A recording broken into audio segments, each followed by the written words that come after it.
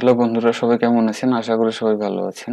আমরা আজকে জানবো এমএস অফিস এক্সেল 2019 এ কিভাবে কাজ করতে হয় এবং এটির বেসিক কিছু বিষয় সম্পর্কে আমরা আজকে জানবো। তো চলুন শুরু করা যাক। আমি এক্সেল 2019 এটি ওপেন করব।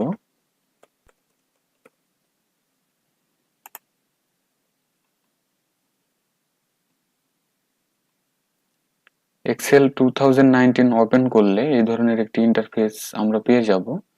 এখানে রিসেন্ট অথবা কিছু টেমপ্লেট এখানে দেওয়া থাকবে। আপনারা চাইলে এই টেমপ্লেট গুলি ব্যবহার করতে পারেন। এখানে অনেক ধরনের টেমপ্লেট আছে।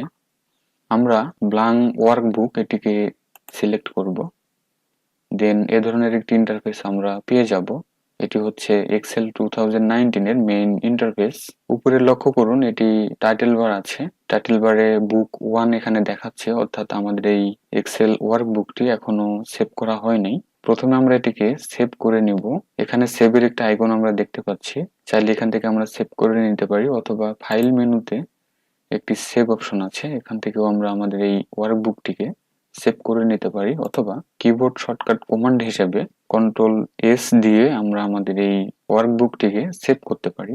দেখুন, এখানে সেভ অ্যাজ অপশন চলে এসেছে, অর্থাৎ আমাদের এই ওয়ার্কবুকটি এখন কোন ডিরেক্টরিতে আমরা সেভ করব সেটি এখান থেকে দেখাতে হবে।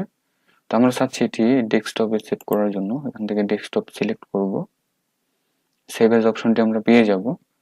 দেন এখানে ফাইল নেম দিতে হবে।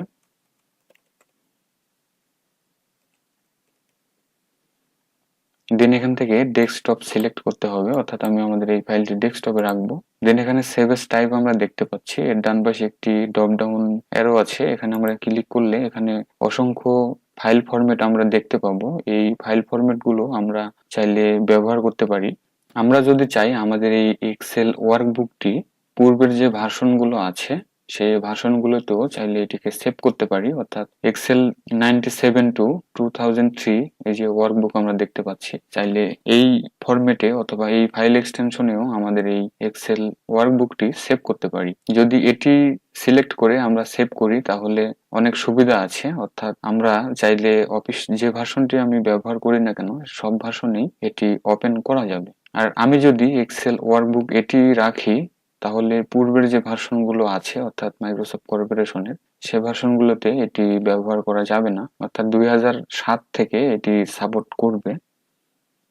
আপনি চাইলে এখান থেকে পিডিএফ করতে পারেন। পিডিএফ অপশন এখানে দেওয়া আছে, খুব সহজে পিডিএফ করা যায় এখান থেকে। তো আমি চাচ্ছি এটি এক্সেল ওয়ার্কবুকেই আমি রাখবো, অর্থাৎ 2007 থেকে 2019 পর্যন্ত যে ভার্সন গুলো আছে সেগুলোতে এটি সাপোর্ট করবে। এটি সিলেক্ট করে দেন আমরা সেভ করব। আমরা দেখতে পাচ্ছি টাইটেল বারে এটি আমাদের নামটি চেঞ্জ হয়েছে, অর্থাৎ এখানে আমার নিজের নামটি শো করেছে। এখানে লক্ষ্য করুন, সেভ অপশনটি আমরা দেখেছি ফাইলকে সেভ করার জন্য অথবা ওয়ার্কবুককে সেভ করার জন্য এটি ব্যবহার করা হয়। তারপর যে অপশনটি আছে এটি হলো আনডু অপশন, এবং তারপর যেটি অপশনটি আছে এটি হলো রিডু অর্থাৎ রিপিট অপশন। আমরা আমাদের ওয়ার্কবুকে যদি কিছু টাইপ করি এবং সেটিকে যদি মুছে ফেলি তো পরবর্তীতে আবার ফিরিয়ে আনার জন্য এই দুটি অপশন আমরা ব্যবহার করব, পূর্বে এবং পরে। তারপর একটি ড্রপ ডাউন মেনু আমরা দেখতে পাচ্ছি, কাস্টমাইজ কুইক অ্যাক্সেস টুলবার। এখানে ক্লিক করলে আমরা কিছু শর্টকাট টুলবার এখান থেকে পেয়ে যাব। সাপোজ ধরুন আমি চাচ্ছি এখানে আমার ওপেন ডায়লগ বক্সটা এখানে অ্যাড করতে হবে, তাহলে এখানে ক্লিক করলে আমরা দেখতে পাচ্ছি ওপেন সিম্বলটি এখানে অ্যাড হয়েছে। এখানে ক্লিক করলে আমরা আমাদের যে ডিরেক্টরিতে আমাদের পূর্বে কাজ করা যদি কোনো এক্সেল ওয়ার্কবুক থাকে সেটিকে আমরা এখান থেকে ওপেন করতে পারবো। এভাবে অনেক অপশন আছে, এখান থেকে চাইলে এগুলো নিয়ে ব্যবহার করা যায়। এখানে মোর কমান্ডস নামের একটা অপশন আমরা দেখতে পাচ্ছি। এটি অনেক ধরনের অপশন সম্বলিত। এই অপশনগুলোর কাজ আমরা আস্তে আস্তে দেখব, অর্থাৎ পরবর্তীতে যখন আমরা এক্সেল ওয়ার্কবুকে কাজ করব তখন এখান থেকে অনেক কিছুই আমাদের ব্যবহার করতে হবে, তখন এই অপশনগুলো সম্পর্কে বিস্তারিতভাবে আমরা দেখে নিব। দেন এখানে শো বিলো দ্য রিবন এই অপশনটি যদি আমরা ক্লিক করি আমাদের যে কুইক অ্যাক্সেস টুলবার ছিল এটি নিচে চলে এসেছে। এখন আমরা যদি চাই এটিকে আগের অবস্থায় নিয়ে যাব তাহলে এখানে ক্লিক করে শো অ্যাবভ দ্য রিবন এখানে ক্লিক করলে আমরা দেখতে পাচ্ছি এটি উপরে চলে গেছে। দেন ডান পাশে এখানে একটি মেনু আছে, উপরের দিকে নির্দেশিত অ্যারো কি, এখানে যদি ক্লিক করি তাহলে তিনটি অপশন আমরা পেয়ে যাব। অটো হাইড রিবন, অর্থাৎ আমাদের ট্যাব মেনু দেখুন এখান থেকে হাইড হয়ে গেছে। আমরা চাইলে আমাদের কাজের প্রায়োরিটি অনুযায়ী এটিকে হাইড করে রাখতে পারি। অনেক ক্ষেত্রে এটিকে হাইড করতে হয়। দেন আমরা যদি এটিকে আনতে চাই তাহলে এখানে 3 ডট একটি লাইন পাচ্ছি, এখানে ক্লিক করলে আমরা এই অপশনটি পেয়ে যাব। এখন আমরা দেখব শো ট্যাব এই অপশনটির কাজ কি। আমরা দেখতে পাচ্ছি এখানে আমাদের শুধু ট্যাব আছে, অর্থাৎ ট্যাবের আন্ডারে যে সমস্ত অপশন আছে এগুলো হাইড হয়ে গেছে। এবং পরবর্তীতে যে অপশনটি আছে এটি হলো শো ট্যাবস এন্ড কমান্ডস। এটি যদি সিলেক্ট রাখি তাহলে আমরা দেখতে পাচ্ছি ট্যাব এবং ট্যাবের আন্ডারে যে সমস্ত অপশন গুলো আছে তার সবগুলোই এখানে দেখা যাচ্ছে এবং এভাবে এটি প্রদর্শন করবে। দেন এখানে আমরা দেখতে পাচ্ছি ফাইল আছে। ফাইলের আন্ডারে অনেক অপশন আছে, এখানে ইনফো আছে অর্থাৎ ইনফরমেশন। আমরা যে ওয়ার্কবুকটি ওপেন করেছি তার কিছু বেসিক ইনফরমেশন এখানে আমরা দেখতে পাবো। দেন এখানে নিউ আছে।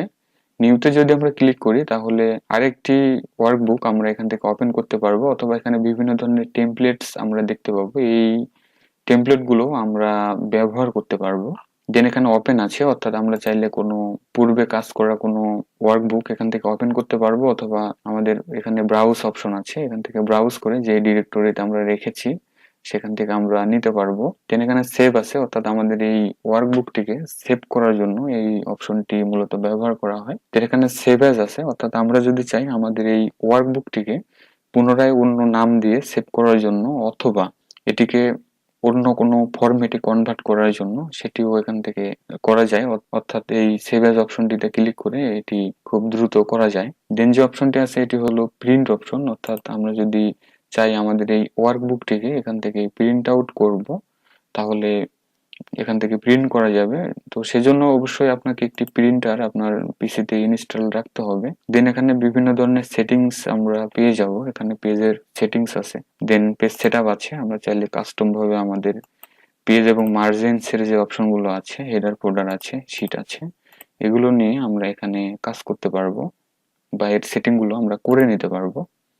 দেন এখানে শেয়ার অপশন আছে, অর্থাৎ আমরা চাইলে আমাদের এই এক্সেল ওয়ার্কবুকটি বিভিন্ন মিডিয়া অথবা বিভিন্ন ওয়েব পেজ এগুলোতে আমরা এটি শেয়ার করতে পারবো, অথবা কোনো ইমেলেও আমরা এটি সেন্ড করতে পারবো। দেন এখানে আমরা এক্সপোর্ট অপশন দেখতে পাচ্ছি। এক্সপোর্টটা হলো আমরা চাইলে আমাদের এই এক্সেল ওয়ার্কবুকটিকে খুব সহজেই ক্রিয়েট পিডিএফ অবলিক এক্সপিএস একটি অপশন আছে, এখানে যদি আমরা ক্লিক করি তাহলে আমরা দেখতে পাচ্ছি এটি publish as PDF or XPS একটি মেনু আমরা পেয়ে যাব। এখান থেকে আমরা চাইলে আমাদের এই ওয়ার্কবুকটিকে পিডিএফ ফরম্যাটে সেভ করতে পারি এবং এটি খুব সহজেই করা যাবে এখান থেকে। দেন আমরা এখানে পাবলিশ করলে এটি যে ডিরেক্টরিতে রাখবো সেখানে সিলেক্ট করে পাবলিশ করলে এটি পাবলিশ হয়ে যাবে, অর্থাৎ পিডিএফ এ রূপান্তর হয়ে যাবে। দেন এখানে যে অপশনটা আমরা দেখতে পাচ্ছি এটা হলো ক্লোজ, অর্থাৎ আমরা যদি ক্লোজ করতে চাই আমাদের এই ওয়ার্কবুকটি তাহলে এখান থেকে আমরা ক্লোজ করতে পারবো। দেন নিচে এখানে একটি অপশন দেখতে পাচ্ছি অপশনস। অপশনসে যদি আমরা ক্লিক করি তাহলে এখানে অনেক ধরনের অপশন আমরা দেখতে পাবো, অনেক অপশন আছে। আমরা পরবর্তীতে এই অপশনগুলো নিয়ে কাজ করব এবং এগুলোর কাজগুলো আমরা দেখে নিব। দেন আমরা নিচে দেখতে পাচ্ছি এখানে শীট 1 নামে একটি এক্সেল ওয়ার্কবুকের ট্যাব ওপেন আছে, অর্থাৎ আমরা একটি মাত্র শীট এখানে ক্রিয়েট করেছি। তো আমরা যদি চাই এখান থেকে শীট নতুন শীট খোলার জন্য তাহলে এই যে এখানে নিউ শীট অথবা প্লাস আইকনের একটি রাউন্ড সিম্বল আমরা দেখতে পাচ্ছি, এখানে ক্লিক করলে আমরা দেখতে পাচ্ছি এখানে আরেকটি শীট ওপেন হয়ে গেছে।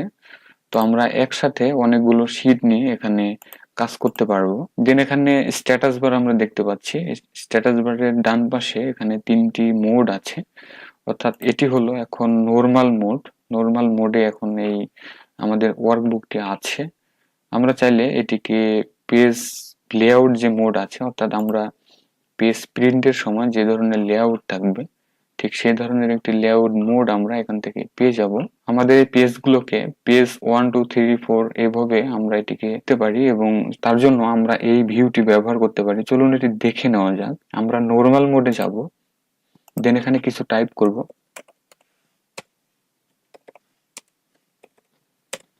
আমরা কিছু আমাদের পেজে টাইপ করে নিয়েছি। এখন আমরা চাচ্ছি এটি প্রিন্ট ব্রেক প্রিভিউ করব, তাহলে এখানে ক্লিক করব আমরা।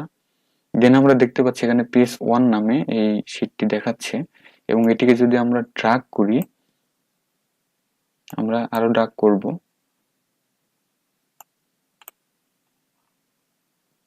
দেখুন নিচে পেজ 2 অটোমেটিক চলে এসেছে।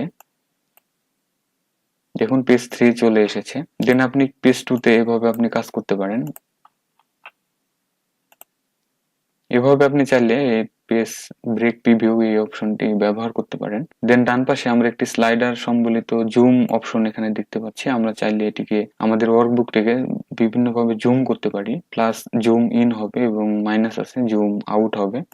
চাইলে আমরা এগুলো ব্যবহার করতে পারি আমাদের কাজের ধরন অনুযায়ী। এটি হচ্ছে আমাদের এক্সেল ওয়ার্কবুক, অর্থাৎ এখানে আমরা অনেকগুলো সেল দেখতে পাচ্ছি। সেল অথবা এগুলো ঘর। উপর থেকে নিচে যে সেলগুলো দেখতে পাচ্ছি এগুলোকে বলা হয় কলাম, এবং বাম দিক থেকে ডান দিকে যে সেলগুলো আছে এগুলো হলো আমাদের র।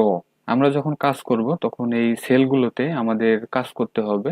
আমরা পরবর্তীতে এই এক্সেল ওয়ার্কবুকে কিভাবে কাজ করতে হয় এবং এখানে কিছু সূত্র আছে সেই বিষয়ে আমরা পরবর্তীতে দেখব, এবং এই ট্যাবগুলোর আন্ডারে যে সমস্ত অপশন আছে এই অপশনগুলোর কাজ আমরা পরবর্তীতে দেখব। আজকে এ পর্যন্তই। সবাই ভালো থাকবেন। ধন্যবাদ সবাইকে।